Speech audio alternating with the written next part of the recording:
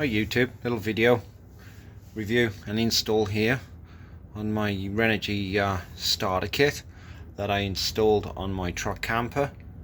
My truck camper had a 50 watt kit on it, located here, just one panel, and over there was where the old SAE style connector was. Inferior in comparison to these new MC4 style. So I used the clips that it comes with, and I put sealant underneath them as well. I used this stuff, this Proflex. Fasten my cables down, as you can see there, with these guys. And I also put a bit of sealant in there as well. These are 1/2 inch for 2 of these cables. So with the kit you get pretty much everything that you need, apart from you're not going to get this with the kit. These are great because they have these strain reliefs here as well. Yeah,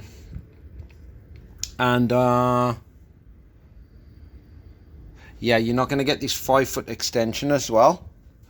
You get the 2 panels, you get the T-splitters here, you get these cables here that run all the way through the camper. Those are called what they call an adapter cable. That's 10 org 20 footers. The reason that I installed this, because you can get an SAE to MC4 adapter, but that's only a 12 org cable, and I thought, you know what, as it came with an adapter cable, this one here that runs through these strain reliefs and all the way down to the charge controller, I wanted to use them. Right, it would have been easier just to have connected it there, but I'm not going to do that. But yeah, it's a lot of work, but fun work, right? So yeah, there they are. We'll go back to my charge controller now.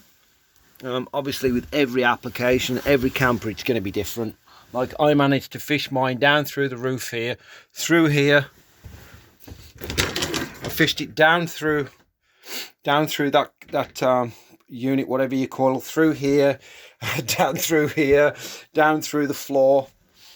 And I put mine in my basement. My original one was in there with a furnace, but yeah, I didn't want to put it in with a furnace because it's warm, hot in there, right? So there's my charge controller right there, and slow flashing green means that it's working as normal.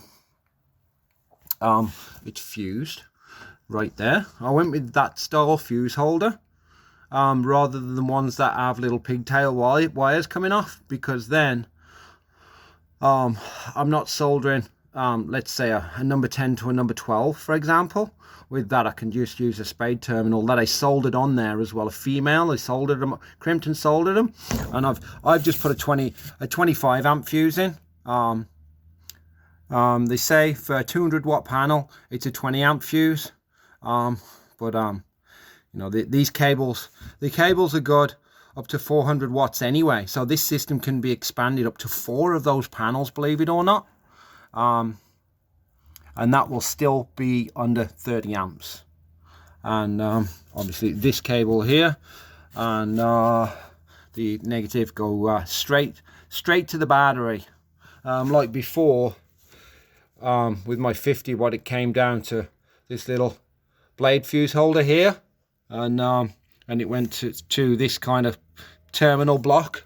But if you can send these tray cables straight to your batteries, that's what you want to do.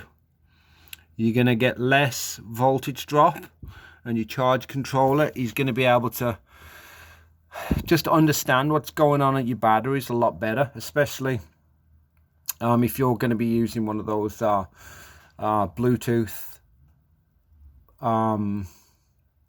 monitors. They're BT1 or BT2. This one here, it's only compatible with the BT1, which I have ordered, and I look forward to plugging in just there, and I'm going to run it all the way down there, up and into that cupboard, and put it somewhere central in the camper. But yeah, it went well. Really enjoyed doing the work sometimes, I guess. It's a lot of work, but I used to use a portable, a 200 watt folding portable one, but I got fed up with carrying that thing around, to be honest with you, and the less you can take. But I think the only downside to these is you can't select the angle, right? You can't adjust them to wherever the sun is. But I don't know, at least with this, as soon as the sun comes up in the morning, it's doing its thing, right? With a folding portable panel, are you going to leave that $500 panel, $700 panel, like, out? So you can get that, like, 5 o'clock, 7 o'clock in the morning sun? You're not, are you? Because somebody's probably going to steal it. Or do you want to be, like, locking stuff up when you're camping? So that's my rationale. I wanted my batteries just to be, and my solar system to be doing its thing when you're on the road or whatever. So these, I fitted these to the panels before I did my wiring, obviously, and placed them on the roof, and I drew around them with a pencil, and that allowed me to put my sealant down and then put the panel on top of it, so then it's sealed underneath. So I did one side at a time. So that side, let's say for example, I drew around that side, lifted it up, placed something underneath it to stop the panel going back down, put my silicone down, or sealant, whatever you want to call it, screwed the screw in 3/4 of the way down. Then I came on the inside and did the same on this one. Then that, because the screw was only 3/4 of the way down, that would allow me to lift this panel up, to draw around this one, and then lift it up, put something underneath, and then put my sealant there, right? Because if I would have screwed that one down, those screws all the way down, you wouldn't be able to lift this up. So once I'd done this one, sealed it, glued, screwed them down, then I went back around on the outside, tightened those screws down, and then just put a bit of silicone, bit of sealant around the top of all of them, and then it's 100% sealed, right? I'm gonna put a little bit in there, as I said, just to stop any slippage there. So there it is, guys. There's my RNG starter kit, 200 watt with a 30 amp controller, and I was out the door for about 320 with the rooftop mount there and this extra 5-foot extension. Hope you like what I've done there, guys. Please hit the thumbs up there. Good luck to you.